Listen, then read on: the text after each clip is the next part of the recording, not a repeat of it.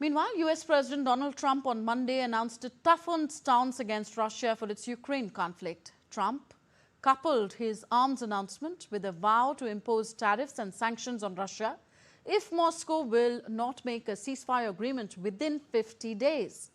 The president threatened to hit buyers of Russian exports with sanctions unless Russia agrees a peace deal in 50 days. It is a major shift in policy brought on by disappointment with Moscow.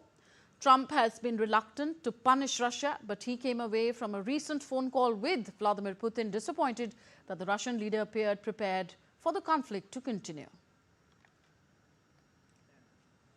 I'm disappointed in President Putin because I thought we would have had a deal 2 months ago, but it doesn't seem to get there.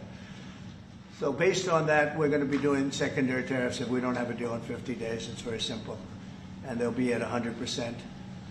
And that's the way it is. That can be more simple. It's just the way it is. I hope we don't have to do it.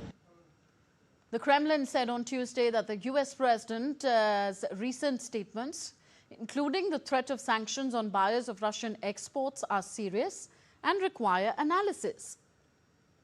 In a major policy shift brought on by disappointment with Moscow, Trump coupled his arms announcement with a vow to impose tariffs and sanctions on Russia if Moscow does not make a ceasefire agreement within 50 days.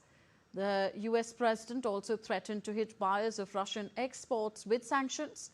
Kremlin spokesman Dmitry Peskov reiterated that Russia was ready to continue direct negotiations with Ukraine and was still waiting for a signal from Kiev on when the next talks could be held.